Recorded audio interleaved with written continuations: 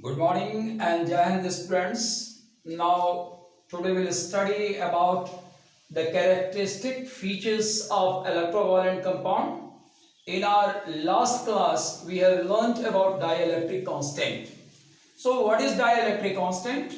Dielectric constant is the aggregate tendency of a liquid to cut down the forces of attraction operating between two opposite charges. That is called dielectric constant. And it's known to you that the maximum dielectric constant among all the liquids is that of water. And numerically, the dielectric constant of water is 80.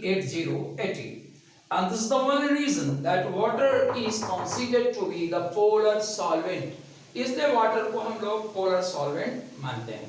Now we'll study the characteristic features and properties of electrovalent compounds. अब यहाँ हम लोग electrovalent compounds की property को पढ़ने की कोशिश करेंगे. तो electrovalent compounds has another name that is known to you, and what that name is? The name is ionic compound. Since in the transfer of electron from one atom to another atom, ions are prepared. That's why these compounds are also called ionic compounds. So see, the first property is that all ionic compounds, all electrovalent compounds are solid in form, are solid in state.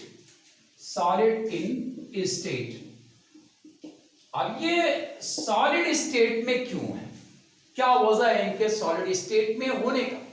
तो जब हमने class 9th में solid state के बारे में पढ़ा था तो हमको बताया गया था कि सॉलिड स्टेट में इंटर पार्टिकल फोर्स स्ट्रांग होता है. तो सॉलिड स्टेट के बारे में जो बात हम जानते हैं वो ये है कि inter particle force is very strong. Inter particle force is very strong. Particle force is very strong और इस वजह से ये सॉलिड फॉर्म में आते हैं. अब यहां जो अट्रैक्शन है इस कंपाउंड के पास, जो इंटर पार्टिकल फोर्स है इसके पास, तो inter particle force is electrostatic force of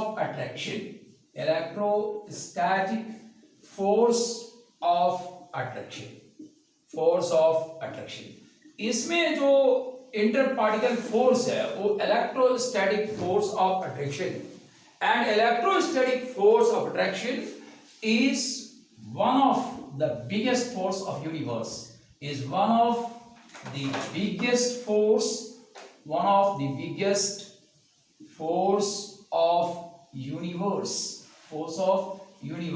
ये यूनिवर्स का, इस ब्रह्मांड का एक बहुत बड़ा फोर्स होता है और इसलिए इसके पार्टिकल्स एक दूसरे के काफी नजदीक होते हैं और काफी नजदीक होने के कारण इनकी डेंसिटी हाई होती है और जब डेंसिटी हाई होती है तो इनका स्टेट सॉलिड हो जाता है. सेकेंड प्रॉपर्टीज हम देखते हैं कि in solid form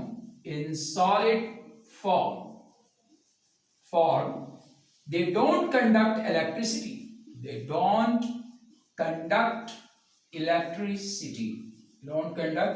electricity. Solid form में ये इलेक्ट्रिसिटी का कंडक्शन नहीं करते. इलेक्ट्रिसिटी का कंडक्शन सॉलिड फॉर्म में ये क्यों नहीं करते? कारण ये है कि the ions are firmly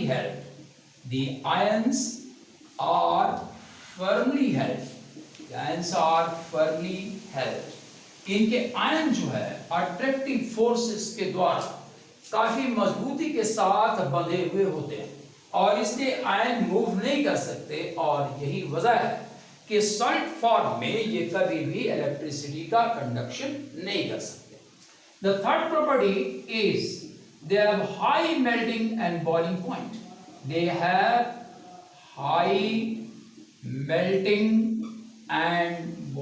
point. इनका मेल्टिंग एंड बॉइलिंग पॉइंट काफी हाई होता है और इसके मेल्टिंग एंड बॉइलिंग पॉइंट के हाई होने का कारण क्या है? कारण वही है electrostatic force of attraction.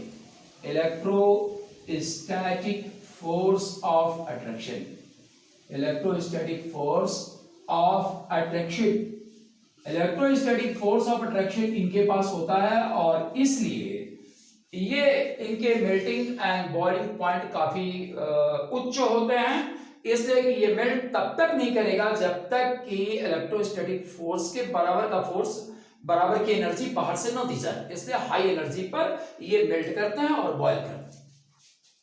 Fourth property क्या है? They are insoluble, they are insoluble in organic solvents, in organic solvents, ये ऑर्गेनिक सॉल्वेंट्स में इनसॉल्युबल होते हैं। ऑर्गेनिक सॉल्वेंट कौन कौन से हैं? नॉर्मल हमको याद रखना चाहिए, बेंजीन है, ईथर है, एल्कोहल है, एसीटोन है, एंड कार्बन टेट्राक्लोराइड है, CCl4, फिर आपको CH3 क्लोरोफॉर्म है, एक्सेट्रा। तो ये जो कंपाउंड्स होते हैं ये इन ऑर्गेनिक सॉल्वेंट्स में नहीं घुलते। यहाँ केमिस्ट्री में एक मैक्सिम चलती है और उस मैक्सिम को हमें जानना है कि केमिस्ट्री में कौन सी मैक्सिम चलती है। तो see the maxim in chemistry, point number 4 which we are discussing now। चौथे पॉइंट पर हम हैं प्रॉपर्टीज को समझने के लिए, और यहाँ एक जो मैक्सिम है उस मैक्सिम को पहले समझते हैं। पॉइंट नंबर 4 ये कहता है कि they are insoluble in organic solvents. तो ऑर्गेनिक सॉल्वेंट किस प्रकार के सॉल्वेंट होते हैं? Organic solvents are non polar solvents. Organic solvents are non-polar solvents। ये non-polar solvent हैं। तो चूंकि ये non-polar solvent हैं इसलिए ये आयनिक कंपाउंड इसमें नहीं घुल पाता। तो आयनिक कंपाउंड नहीं घुल पाता है इसलिए कि ये non-polar solvent है। तो अब यहाँ जो मैक्सिम चलती है केमिस्ट्री में उस मैक्सिम को याद रखते हैं जो हमेशा से हमारे आंसर का पार्ट बने। अगर ये सवाल पूछा जाए how is it that electrovalent compounds are insoluble in organic solvents, तो जवाब में ज्यादा नहीं लिखना होता, सिर्फ ये मैक्सिम लिखना होता है। मैक्सिम क्या है? Like dissolves like, like dissolves like, जो जैसा होता है वैसे ही में घुलता है। जिस प्रकार का कंपाउंड है उसी प्रकार के सॉल्वेंट में वो घुलेगा। जैसे आपने बायोलॉजी में एक मैक्सिम पढ़ा होगा और मैक्सिम है like begets like, like begets like, जो जैसा होता है वैसे ही संतान को जन्म देता है। ये बायोलॉजी का एक सिद्धांत है।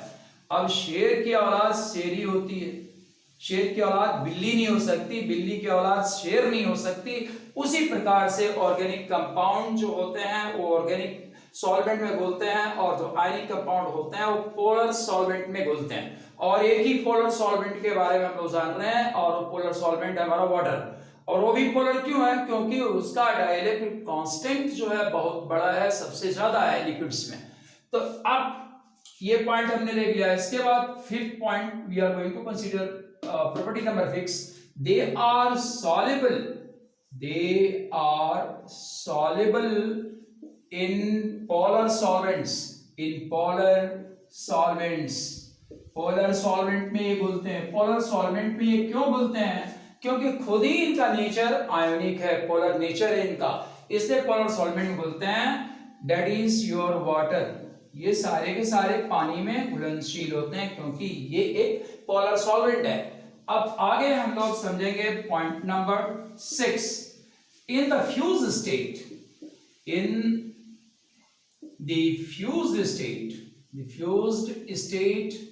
or in their aqueous solution, in the fused state or in their aqueous solution, they conduct electricity.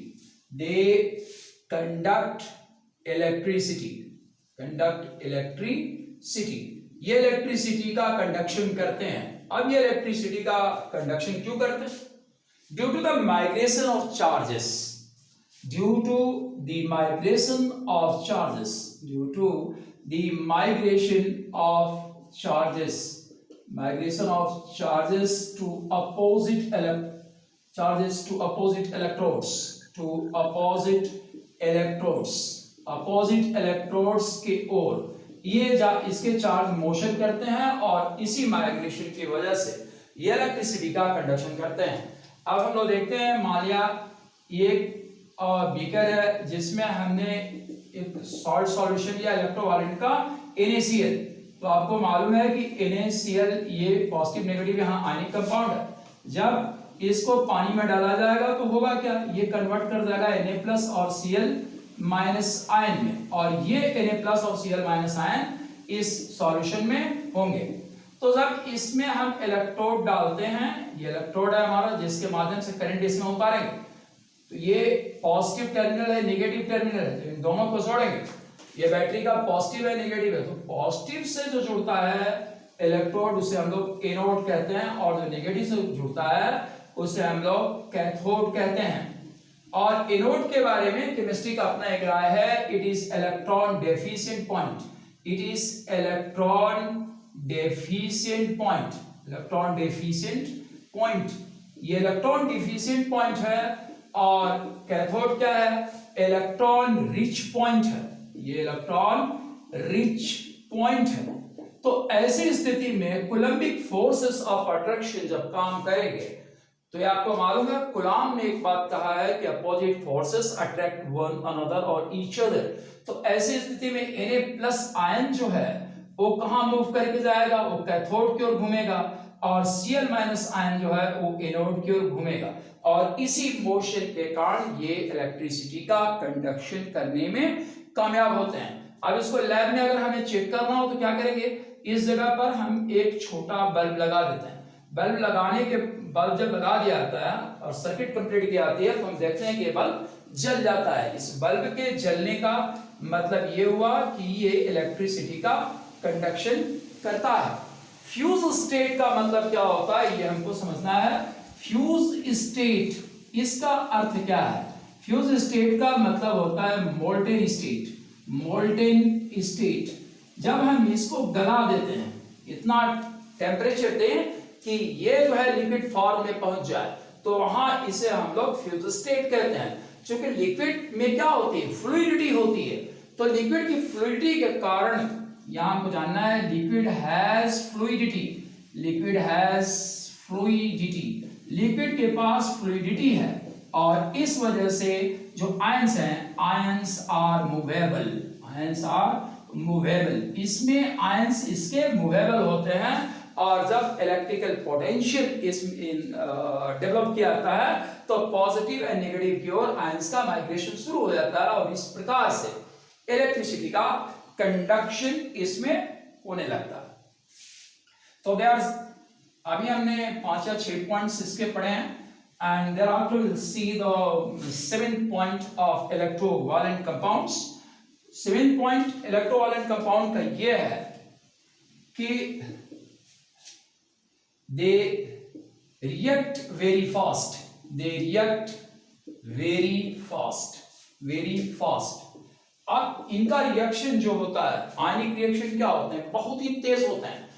तो ionic reactions are very fast, ionic reactions are very fast, ionic reaction जो है काफी तेजी से चलते हैं। तो सी द टाइम, इसमें कितना टाइम लगता है रिएक्शन को कंप्लीट होने में, 10⁻³ सेकेंड ये टाइम लगता है। तो आयनिक रिएक्शन बहुत ही तीव्र गति से चलने वाले रिएक्शंस हैं, और इसमें जो समय लगता है वो 10⁻³ सेकेंड लगता है, अर्थात 1 सेकेंड के 1000वें भाग में ये रिएक्शन कंप्लीट हो जाता है। Now we will study about the another kind of bond, that is covalent bond. अब हम बॉन्डिंग के दूसरे फॉर्म को पढ़ेंगे, जो हमारा कोवैलेंट बॉन्ड है, कोवैलेंट बॉन्ड है। ये कोवैलेंट बॉन्ड किस प्रकार का बॉन्ड होता है? इसे हम इस तरीके से समझते हैं कि अगर इंडिया और पाकिस्तान का मैच, फाइनल मैच, किसी ट्रॉफी का फाइनल मैच अगर ड्रॉ हो गया और टाई ब्रेकर का कोई इंतजाम उसमें नहीं है, तो मैच जब ड्रॉ हो जाएगा तो उस समय विजेता कौन होगा, उसका विनर कौन है, तो विनर कोई नहीं हो पाएगा। इसलिए ऐसे स्थिति में हम लोग ज्वाइंट विनर निकालते हैं। ज्वाइंट विनर का मतलब पाकिस्तान और हिंदुस्तान दोनों ही ट्रॉफी को जीत गया, ये माना जाता है। अब इसमें होता क्या है वो भी जानिए। तो एक साल तक वो ट्रॉफी जो है राष्ट्रपति के, भारत के राष्ट्रपति के कमरे में रखी जाती है और वही ट्रॉफी अगले साल पाकिस्तान के राष्ट्रपति के कमरे में रखी जाती है और इस प्रकार हर साल उस ट्रॉफी का आना जाना बना रहता है। तो ये कोवेलेंट बॉन्ड का सिचुएशन कुछ ऐसा ही सिचुएशन है। ये सिचुएशन कब डेवलप होगा, जब नॉन मेटल से रिएक्शन करेगा। तो जब नॉन मेटल से रिएक्शन करेगा तो यहाँ की समस्या बहुत क्लियर है, आप समझ रहे हैं कि नॉन मेटल का केमिकल पॉइंट क्या है, ये इलेक्ट्रोनेगेटिव है। इलेक्ट्रोनेगेटिव, तो इलेक्ट्रोनेगेटिव होने के कारण ये शब्द चूंकि मैं चर्चे में ले चुका हूं, इलेक्ट्रॉन के माध्यम से नेगेटिव बनना। तो इलेक्ट्रॉन के माध्यम से नेगेटिव कब बनेगा, जब ये इलेक्ट्रॉन रिसीव करेगा। तो दोनों ही इलेक्ट्रॉन रिसीवर है। तो सवाल यहां बनता है कि जब दोनों ही इलेक्ट्रॉन रिसीवर हैं तो ये घटना घटेगी कैसे। अगर मैं भी आपसे 10 रुपया मांग रहा हूं, आप भी मुझसे 10 रुपया ही मांग रहे हैं, तो आखिर ये मामला तय कैसे होगा। इसलिए कि दोनों ही आदमी मांगने वाले। मामला तब तय होता है जब कोई देता है और कोई लेता है। अगर दाता ना हो तो भिखारी दुनिया में नहीं हो सकते। लेकिन यहां की व्यवस्था कुछ वैसी है, दोनों इलेक्ट्रॉन रिसीवर है, फिर बॉन्ड ये बनेगा कैसे। तो इस जगह पर बॉन्ड बनने का जो तरीका होता है उसे हम लोग कोवेलेंट बॉन्ड के अंतर्गत समझते हैं। और ये तरीका क्या है कोवेलेंट बॉन्ड का, क्योंकि इलेक्ट्रॉन रिसीव कोई नहीं कर सकता और इलेक्ट्रॉन दे भी कोई नहीं सकता। तो वैसी स्थिति में साझा किया जाता है इलेक्ट्रॉन का, शेयरिंग ऑफ इलेक्ट्रॉन्स होती है। तो यहां हम लोग डेफिनेशन में लिखते हैं कि the bond which is formed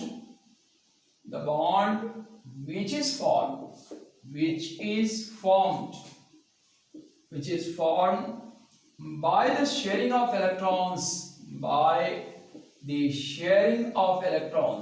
sharing of electron or electrons is called covalent bond, इसे हम लोग कोवेलेंट बॉन्ड कहते हैं। and the number of electrons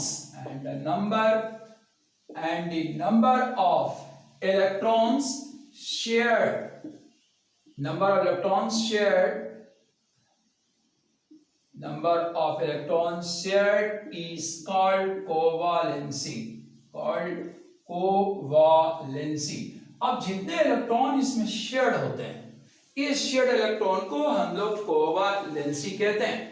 तो ये याद रखिए कि जब नॉन मेटल से रिएक्शन करते हैं तो दोनों में से कोई भी इलेक्ट्रॉन डोनेट नहीं कर सकता, दोनों ही इलेक्ट्रॉन रिसीवर्स हैं। ऐसे स्थिति में बॉन्ड बनना मुश्किल है। तो बॉन्ड बनने का एक नया तरीका सामने आता है कि दोनों इलेक्ट्रॉन का क्या करते हैं, शेयरिंग करते हैं।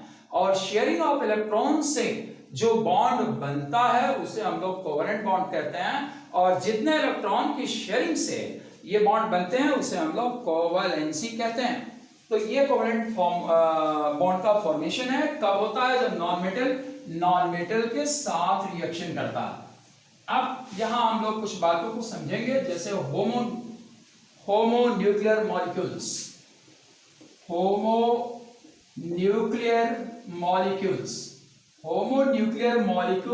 का मतलब क्या है।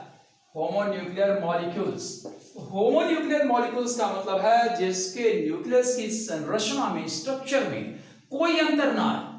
जब किसी रिएक्शन में न्यूक्लियर की समान न्यूक्लियस आपस में रिएक्शन करते हैं तो इसे हम लोग इससे जो मॉलिक्यूल बनता है उसे हम लोग होमोन्यूक्लियर मॉलिक्यूल कहते हैं। जैसे हाइड्रोजन, अब हाइड्रोजन के साथ अगर रिएक्शन करे तो इस समय जो मॉलिक्यूल बनेगा, जैसा कि आपको मालूम है ये मॉलिक्यूल H2 बनता है, तो ये होमोन्यूक्लियर मॉलिक्यूल है। होमोन्यूक्लियर मॉलिक्यूल क्यों है, क्योंकि हाइड्रोजन का न्यूक्लियस जो है वही दूसरे हाइड्रोजन का भी न्यूक्लियस है। तो सेम एटम के द्वारा जो मॉलिक्यूल्स बनते हैं उसे हम लोग होमोन्यूक्लियर मॉलिक्यूल्स कहते हैं।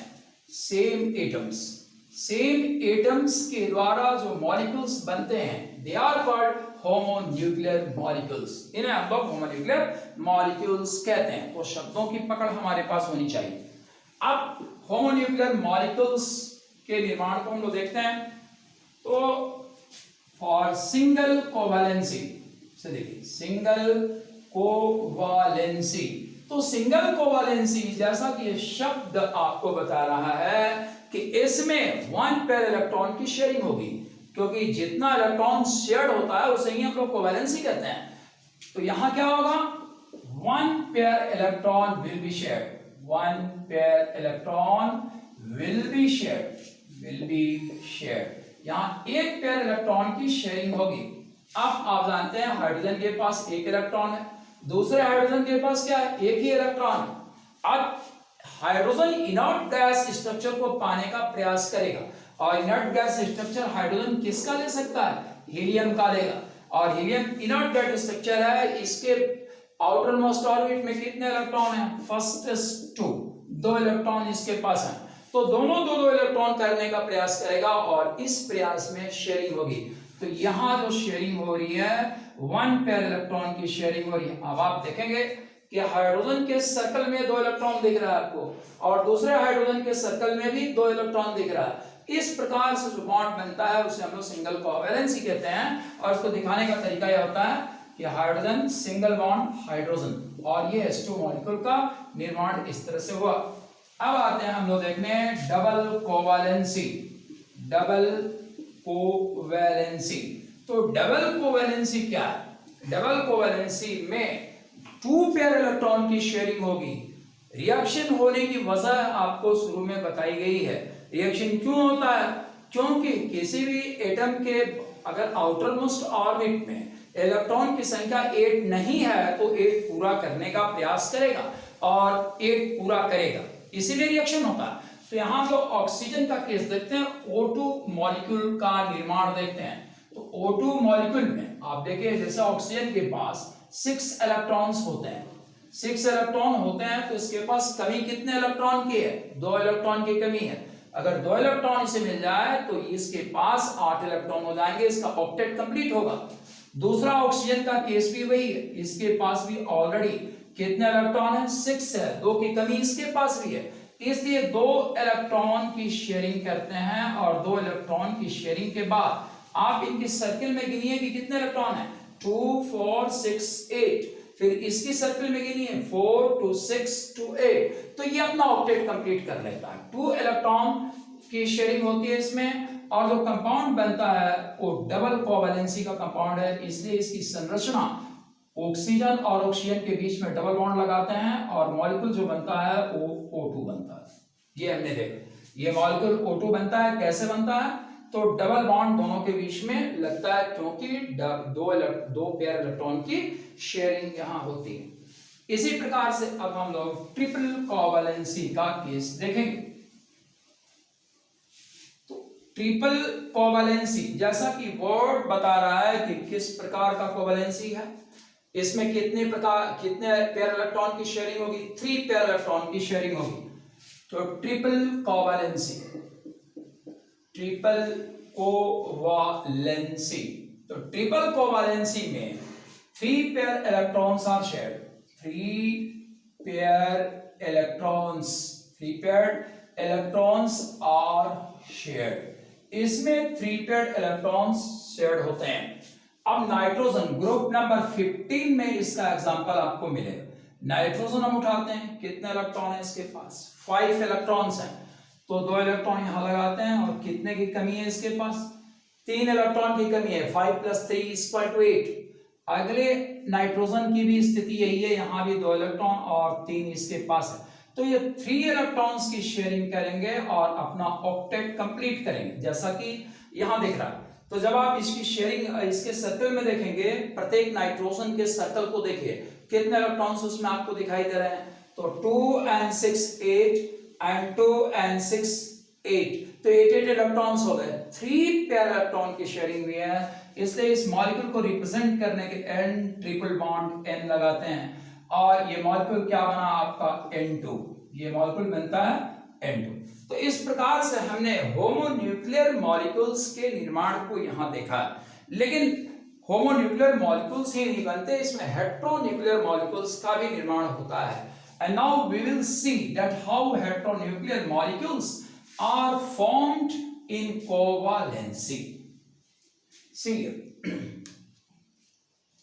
heteronuclear molecules, heteronuclear molecules, heteronuclear molecules।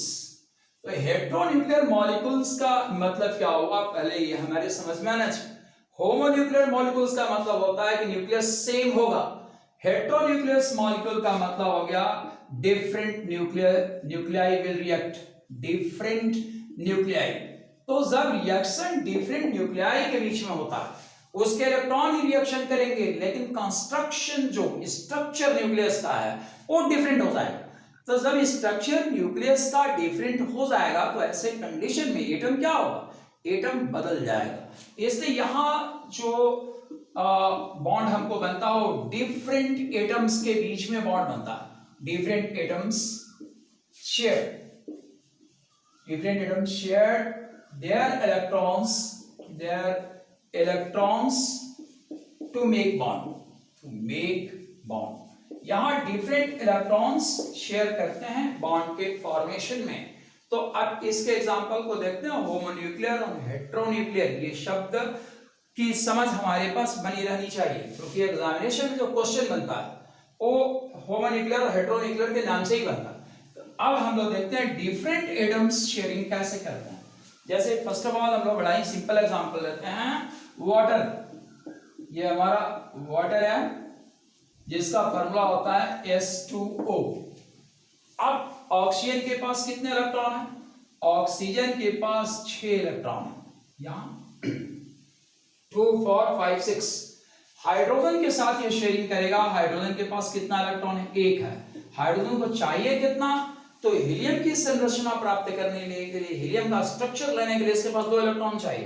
तो यहाँ ये शेयरिंग कर लिया, 2 की शर्त इसकी पूरी हो गई। यहाँ ये शेयरिंग किया, 2 की शर्त इसकी भी पूरी हो गई। अब ऑक्सीजन के पास 8 आ रहा है या नहीं आ रहा है, उसको देखते हैं। 2 4 6 8। ऑक्सीजन के सर्कल में देखिए 2 4 6 8, अर्थात ये मॉलिक्यूल हेट्रोन्यूक्लियर मॉलिक्यूल है जो हाइड्रोजन और ऑक्सीजन से बना। इसी रूप में हम लोग आगे फॉर्मेशन ऑफ अमोनिया देखते हैं। Formation of ammonia, the formula of ammonia is NH3। ये अमोनिया का फॉर्मूला है। इसका निर्माण कैसे होगा, आप जानते हैं कि नाइट्रोजन के पास 5 इलेक्ट्रॉन्स हैं और 3 इलेक्ट्रॉन की कमी है इसको अपना ऑक्टेट पूरा करने के लिए। इसलिए हाइड्रोजन क्या करता है, नाइट्रोजन जो है 3 हाइड्रोजन के साथ अपनी शेयरिंग करता है। हाइड्रोजन अपना डुप्लेट पूरा करता है इस जगह पर। अब हम लोग देखते हैं कि नाइट्रोजन के पास 8 इलेक्ट्रॉन आ रहे हैं कि नहीं आ रहे हैं। तो इसके सर्कल को देखिए 2 4 6 8 इलेक्ट्रॉन्स इसमें हो गया, 2 इलेक्ट्रॉन्स हो गया हाइड्रोजन के साथ, और इसके साथ ही ये हीलियम की संरचना को प्राप्त कर लिया। अब आगे हम लोग नेक्स्ट मॉलिक्यूल जो देखते हैं वह है मीथेन। मॉलिक्यूल्स आगे बढ़ाते हैं। थर्ड मॉलिक्यूल यहां हम लोग कंसीडर कर रहे हैं मीथेन के बारे में। तो मीथेन का फॉर्मूला आपको मालूम है क्या होता है, CH4 होता है। कार्बन ग्रुप नंबर 14 का एलिमेंट है, तो ग्रुप नंबर 14 का एलिमेंट है, इसलिए इसमें n की वैल्यू कितनी होगी, 4 होगा। अर्थात इसमें नंबर ऑफ इलेक्ट्रॉन्स कितना होंगे, नंबर ऑफ वैलेंस इलेक्ट्रॉन्स कितना होंगे इसके पास, नंबर ऑफ वैलेंस इलेक्ट्रॉन्स इसके पास 4 है। तो अब ये 4 इलेक्ट्रॉन यहाँ रखे हुए हैं और हाइड्रोजन के साथ ये शेयरिंग कर रहा है। तो हाइड्रोजन के साथ शेयरिंग करके हाइड्रोजन अपना डुप्लेट तैयार कर रहा है और कार्बन अपना ऑक्टेट तैयार कर रहा है। आप देखेंगे कार्बन के सर्कल में आपको 8 इलेक्ट्रॉन्स दिखाई देंगे और हाइड्रोजन के सर्कल में 2 इलेक्ट्रॉन्स दिखाई देंगे, तो 2 2 4 6 8, और इसलिए ये स्ट्रक्चर सही है। तो किसी भी स्ट्रक्चर के सही और गलत होने के लिए हमको ये देखना पड़ता है कि उसमें 8 इलेक्ट्रॉन पूरे हो रहे हैं या नहीं हो रहे। अब आगे हम लोग मीथेन के बाद से एक अगले मॉलिक्यूल को देखते हैं जो हमारा C2H6 है। C2H6 that is called ethane. ये हमारा इथेन है। तो इथेन में आप संरचना देखी जाए तो आपने ऑर्गेनिक केमिस्ट्री क्लास 10th में पढ़ा है, वहां से आपको मालूम है ये सेचुरेटेड हाइड्रोकार्बन है, एल्केन है, और एल्केन में थ्रू आउट सिंगल बॉन्ड होता है। तो थ्रू आउट सिंगल बॉन्ड होने का मतलब ये हुआ कि 1 पेयर इलेक्ट्रॉन की शेयरिंग ही इसमें चलती है। तो अब यहां दिखाते हैं कार्बन के पास कितने इलेक्ट्रॉन है, 4 इलेक्ट्रॉन है, दूसरे कार्बन के पास भी यही 4 इलेक्ट्रॉन्स हैं। अब 4 इलेक्ट्रॉन्स में हाइड्रोजन के साथ ये अपनी शेयरिंग कर रहा है, एक इलेक्ट्रॉन का यहाँ, और यहाँ एक इलेक्ट्रॉन की शेयरिंग करके हाइड्रोजन अपना डुप्लेट कंप्लीट कर रहा है। और इसके साथ ही अब हम लोग अगले हाइड्रोजन के कार्बन पर भी हाइड्रोजन इसी रूप में अपना डुप्लेट तैयार करेगा। और लास्टली हम लोग अब क्या करेंगे, देखेंगे कि कार्बन के पास 8 आ रहा है या नहीं आ रहा। तो 2 4 6 8, इस कार्बन को देखिए 2 4 6 8, ये भी 8 होगा। तो इस प्रकार से कोवेलेंट कंपाउंड्स का निर्माण जो है होता है, जो हमने यहाँ देखा। अब कोवेलेंट कंपाउंड्स में एक घटना और घटती है जिसे हम लोग इलेक्ट्रोवैलेंसी कोवैलेंसी के नाम से जानते हैं। तो आप उसको पढ़ने के पहले हम लोग 2 टर्म हैं उस टर्म के बारे में जानते हैं। मॉलिक्यूल्स क्या रेफर करता है, मॉलिक्यूल्स का मतलब क्या है? तो molecules refers on neutral, molecules refers on neutral chemical species, neutral chemical species। Molecule हमेशा न्यूट्रल केमिकल स्पीसीज के बारे में बताता है, अर्थात इस पर किसी भी किस्म का कोई भी इलेक्ट्रिकल चार्ज नहीं है। तो अब अगर हम लोग एग्जाम में आता है, मान लीजिए क्वेश्चन एग्जाम में आता है कि calculate the molecular weight, the molecular weight of, calculate the molecular weight of CH4। एक क्वेश्चन एग्जाम में इस फॉर्म में आपको लिखा हुआ क्वेश्चन पेपर मिलता है। और अगला क्वेश्चन पेपर में अगर इस रूप में मिलता हो कि कैलकुलेट द मॉलिक्यूलर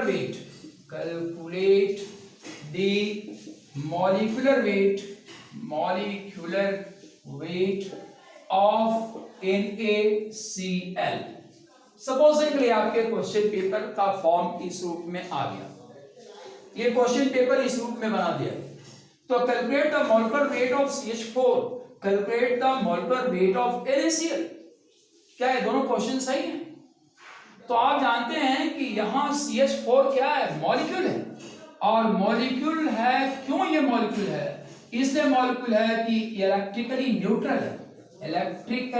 न्यूट्रल है, जो मॉलिक्यूल की परिभाषा में हम जानते हैं। तो यहाँ जो मॉलिक्यूलर वेट यूज किया गया टर्म है, ये टर्म जस्टिफाइड है, ये टर्म सही है। इसलिए इस क्वेश्चन को हम लोग कहेंगे द क्वेश्चन इज राइट, ये क्वेश्चन सही है आपका, ये क्वेश्चन राइट है। लेकिन अगर इसके बारे में किया जाए कि calculate the molecular weight of NaCl, तो क्या ये क्वेश्चन सही है? दिस क्वेश्चन इज रॉन्ग, ये सवाल गलत है। क्यों गलत है? क्योंकि NaCl is not a molecule, NaCl is not a molecule, NaCl molecule नहीं है। ये मॉलिक्यूल क्यों नहीं है? Because it is charge species, because it has charges, क्योंकि इसके पास चार्ज है। अब चार्ज होने के कारण ये मॉलिक्यूल के रूप में कंसीडर नहीं हो सकता है। आप जानते हैं NaCl के पास यहाँ प्लस यहाँ माइनस चार्ज लगा हुआ है। तो क्वेश्चन जो मॉलिक्यूलर वेट के रूप में अगर NaCl के साथ सवाल बनता है कभी भी, तो ये क्वेश्चन टेक्निकली गलत है। तो अब ये सवाल बनेगा कैसे, इसका क्वेश्चन कैसे बनाया जाएगा? तो इसके क्वेश्चन का राइट फॉर्म ये होता है, आप देखिए क्वेश्चन का राइट फॉर्म ये है कि calculate the formula weight, calculate the formula weight of NaCl। NaCl का फॉर्मूला वेट निकाला जा सकता है, इसका मॉलिक्यूलर वेट नहीं निकाला जा सकता। मॉलिक्यूलर वेट निकालने का कोई रास्ता इसके साथ नहीं है, क्योंकि ये चार्ज स्पेसिस है और मॉलिक्यूल न्यूट्रल स्पेसिस होते हैं। इसलिए क्वेश्चन नंबर 2 गलत है। तो अब हम लोग इस चीज को पढ़ने के बाद एक क्वेश्चन और इसमें एक कॉन्सेप्ट और पढ़ते हैं। और कॉन्सेप्ट ये है कि जिसे हम लोग बोलते हैं polarity in covalency, polarity in covalent bond, covalent bond. Covalent bond में भी पोलर नेचर पैदा होता है। तो कोवैलेंट बॉन्ड में पोलर नेचर कैसे पैदा होता है? जब भी हेटेरोन्यूक्लियर मॉलिक्यूल्स बनते हैं तो हेटेरोन्यूक्लियर मॉलिक्यूल्स के बनने के दरमियान आपको मालूम है कि एक चीज जिसको आपने पीरियोडिक टेबल में पढ़ा है, and that is called electronegativity. Electronegativity का कॉन्सेप्ट आपने पढ़ा है। तो इलेक्ट्रोनेगेटिविटी का कॉन्सेप्ट क्या कहता है? इलेक्ट्रोनेगेटिविटी का कॉन्सेप्ट ये कहता है कि द टेंडेंसी, मैं यहां लिखता हूं इलेक्ट्रोनेगेटिविटी के बारे में, इलेक्ट्रोनेगेटिविटी का कॉन्सेप्ट ये कहता है कि the tendency of an atom, the tendency of an atom, tendency of an atom to drag the bonded pair of electrons, the bonded pair of electrons slightly towards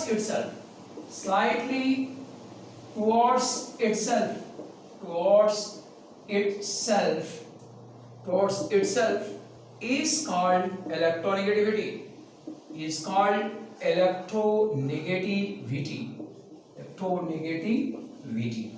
इसे हम लोग इलेक्ट्रोनेगेटिविटी कहते हैं। और यह कॉन्सेप्ट आपने पीरियोडिक क्लासिफिकेशन ऑफ एलिमेंट्स, जो second chapter है हमारा, थर्ड चैप्टर मानिए, बेसिक कॉन्सेप्ट, उसके बाद स्ट्रक्चर ऑफ एटम, और थर्ड नंबर पीरियोडिक टेबल, जहां आपने इस इलेक्ट्रोनेगेटिविटी के बारे में पढ़ा हो।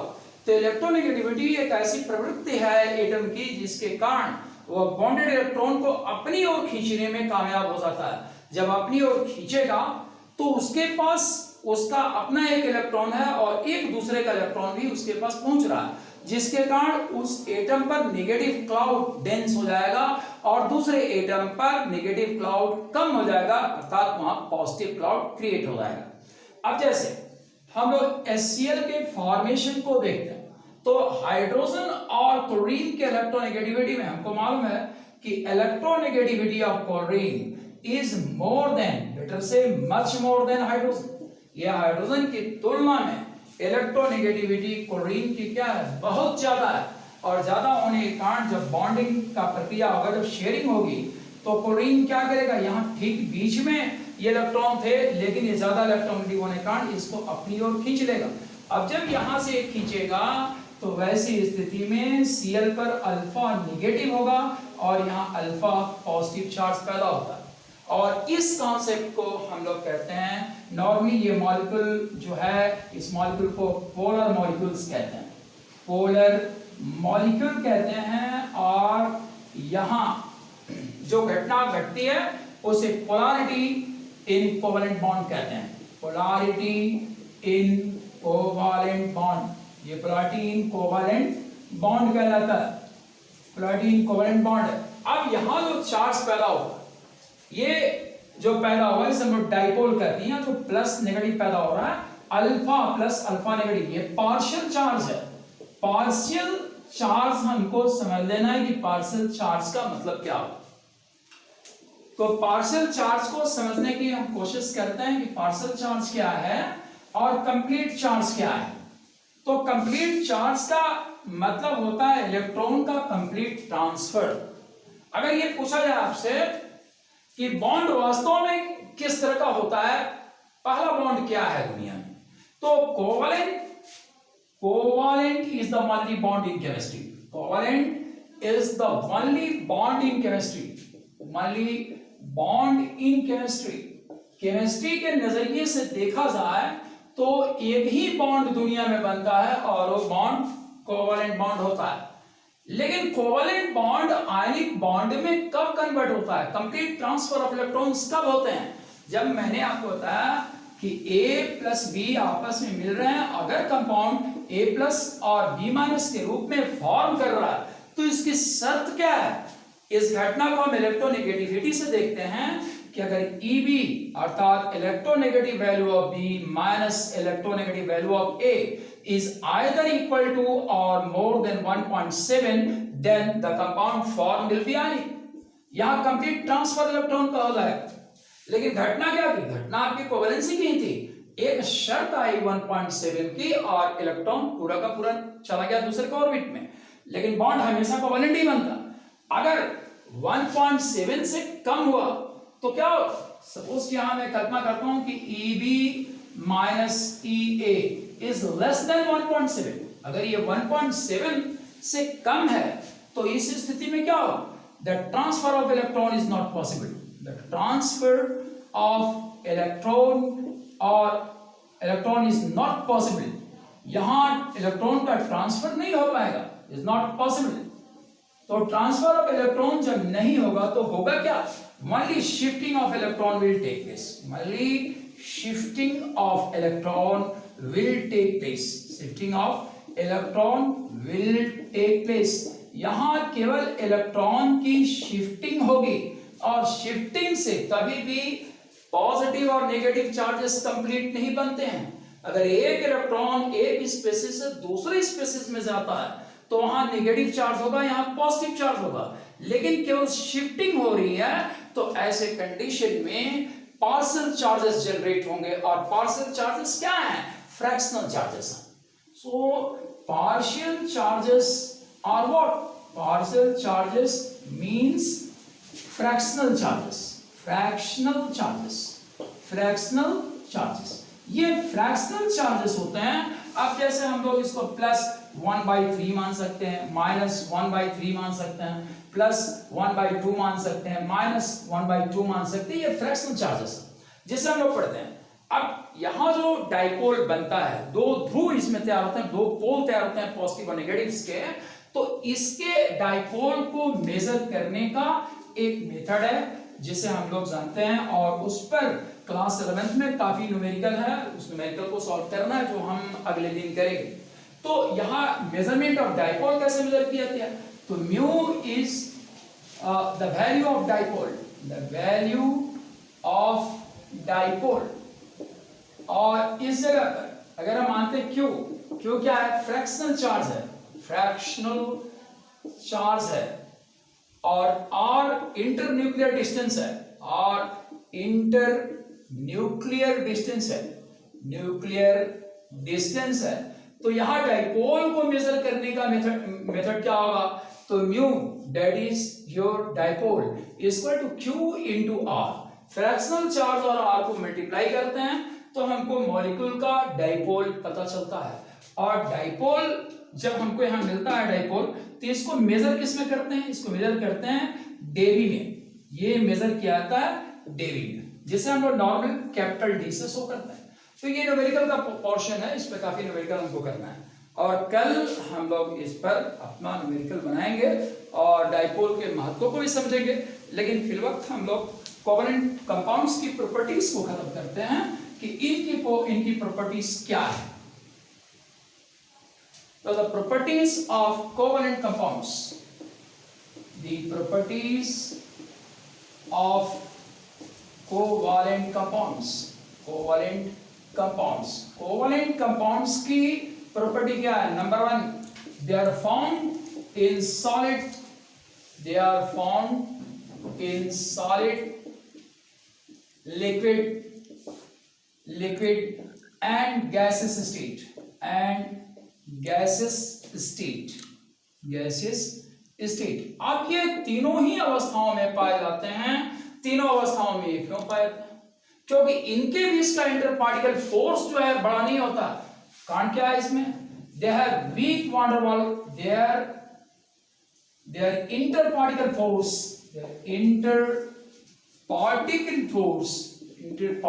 Force is weak van der Waal forces. Weak van der Waal forces. इनमें जो इंटर पार्टिकल फोर्स होता है वो बड़ा ही वीक होता है, weak van der Waal forces में काम करते हैं और इसलिए ये सॉलिड, लिक्विड और गैस तीनों ही अवस्थाओं में पाए जाते हैं। तो सॉलिड में क्यों पाया गया, क्या वजह हो सकता है, ये वान डेर वाल फोर्स किस पे डिपेंड करता है। तो वान डेर वाल फोर्स, यहां देखिए एक रिलेशन दे रहा हूं, van der Waals force is directly proportional to atomic mass. Atomic mass, ये एटॉमिक मास पे डिपेंड करता है। जितना ज्यादा एटॉमिक मास होगा उतना बड़ा वान डेर वाल फोर्स होगा। तो एटॉमिक मास जब बड़े होने लगेंगे और उस समय बॉन्डिंग का निर्माण होगा तो क्या मिलेगा हमको, सॉलिड मिलेगा। एटॉमिक मास अगर मीडियम रेंज का होगा तो लिक्विड मिलेगा, और एटॉमिक मास बहुत कम होगा तो फिर यहाँ हमको गैसेस फेज में कंपाउंड्स मिलेंगे। सेकेंड प्रॉपर्टी इसके हम लोग देखते हैं कि जैसा कि मैंने आपको एक मैक्सिम दिया, और मैक्सिम क्या था, लाइक डिसॉल्व्स लाइक। तो लाइक डिसॉल्व्स लाइक, इसके आधार पर हम अपनी बात को रखेंगे। लाइक डिसॉल्व्स लाइक, जो जैसा है वैसे में घुलता है। तो चूंकि ये कोवैलेंट कंपाउंड है इसलिए कोवैलेंट सॉल्वेंट में घुलेगा। They are soluble in covalent solvents, they are soluble in covalent solvents. Covalent solvents, ये कोवैलेंट सॉल्वेंट्स में घुलते हैं, और कोवैलेंट सॉल्वेंट्स मूलतः क्या हैं, ऑर्गेनिक सॉल्वेंट्स होता है। ऑर्गेनिक सॉल्वेंट्स होता है। ऑर्गेनिक सॉल्वेंट्स में आपको नाम दिया गया है, बेंजीन है, बेंजीन है, एसीटोन है, एसीटोन है, कार्बन टेट्राक्लोराइड है, क्लोरोफॉर्म है, फिर आपको एल्कोहल है, एसीटोन है। ये सभी के सभी आपको ऑर्गेनिक सॉल्वेंट्स हैं, ये उसी में घुलेगा। तीसरी बात, they are insoluble in water, they are insoluble in water, insoluble in water। ये पानी में नहीं घुलते। पानी में क्यों नहीं घुलते, क्योंकि ये नॉन पोलर है, और पानी क्या है, पोलर सॉल्वेंट है, इसलिए इसमें घुलने की संभावना नहीं है। अब जो फोर्थ पॉइंट है इसके बारे में वो हम पढ़ते हैं। फोर्थ पॉइंट इसका क्या है, फोर्थ पॉइंट ये है कि they have low melting and boiling point, low melting and boiling point। इनकी मेल्टिंग एंड बॉइलिंग पॉइंट क्या है, बहुत कम होती है। तो इनके मेल्टिंग एंड बॉइलिंग पॉइंट के कम होने की वजह क्या है, क्योंकि इनमें इंटर पार्टिकल फोर्स वीक है। Inter particle force is weak, force is weak, इनका इंटर पार्टिकल फोर्स वीक है, जो वान डेर वाल फोर्सेस हैं, इसलिए ये इनके मेल्टिंग एंड बॉइलिंग पॉइंट्स क्या होते हैं, लो होते हैं। फिफ्थ प्रॉपर्टी हम देखते हैं कि their solution does not conduct electricity, their solutions does not conduct electricity, does not conduct electricity। इनके सॉल्यूशन इलेक्ट्रिसिटी का कंडक्शन नहीं करते। इलेक्ट्रिसिटी का कंडक्शन क्यों नहीं करते, रीजन क्या है, रीजन ये है, they don't have any charge, they don't have any charge, they don't have any charge, इनके पास कोई चार्ज नहीं है, इसलिए ये कंडक्शन नहीं करते। ऑन सिक्स पॉइंट क्या है कि मॉलिक्यूलर रिएक्शंस जो होते हैं वो बहुत स्लो होते हैं। क्या हम लिखते हैं, molecular reactions are slow, molecular reactions are slow, molecular reaction slow होते हैं। अब मॉलिक्यूलर रिएक्शन के स्लो होने की वजह क्या है, अगर आपने एटम और मॉलिक्यूल्स का डेफिनेशन पढ़ा होगा नाइन्थ में और याद हो आपको, तो आपको मालूम है एटम क्या है, atom can not exist free, atom can't exist free but take part in chemical reaction, but takes part in chemical reaction. Atom free अवस्था में नहीं हो सकते, लेकिन ये रिएक्शन में भाग लेते हैं। और मॉलिक्यूल्स के बारे में क्या आपने पढ़ा है, तो molecules exist freely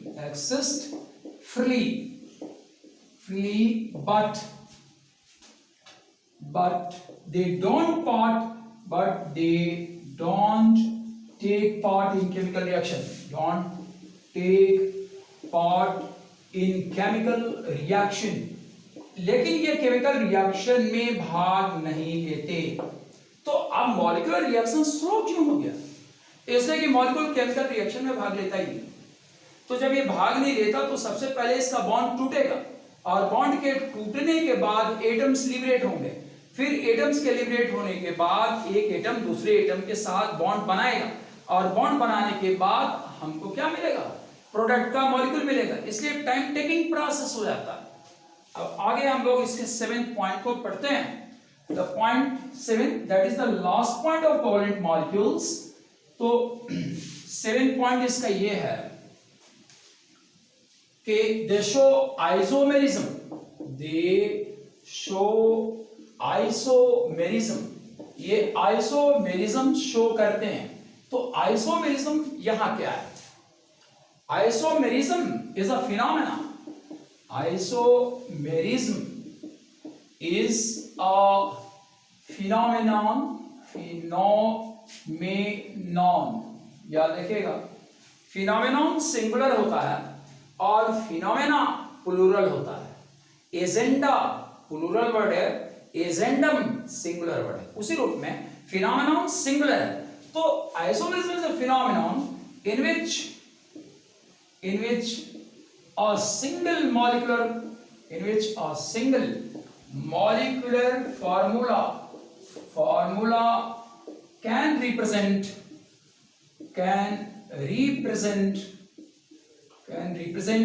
two or more than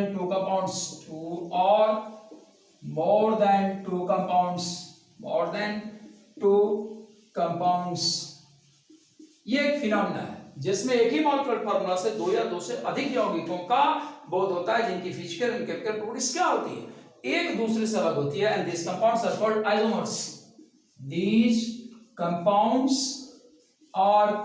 isomers, these compounds are called isomers, और इस कंपाउंड को हम लोग आइसोमर्स कहते हैं। अब एग्जांपल के रूप में हम यहां लेते हैं C2H6O, ये एक मॉलिक्यूलर फार्मूला है। अब इसे किन किन यौगिकों की जानकारी मिलती है, किस किस यौगिक को रिप्रेजेंट होता है? तो पहला C2H5OH है, दूसरा CH3OCH3 है। आप काउंट करेंगे सभी जगह यही चीज मिलेगा, C2 यहां मिल रहा है, 6 5 and 1 6, एक वो मिला, यहाँ C2 यहां से मिल गया, 6 हाइड्रोजन का यहां से मिल गया, ऑक्सीजन एक हो गया। लेकिन यौगिक क्या कंपाउंड्स क्या है, डिफरेंट है। ये इथाइल अल्कोहल है, और ये आपका डाइमिथाइल ईथर है। और ये बात सिर्फ कोवैलेंट कंपाउंड के साथ हो सकती है, आयनिक कंपाउंड कभी भी इस तरह का रिप्रेजेंटेशन नहीं दे सकता। Thank you guys, in this video only this much.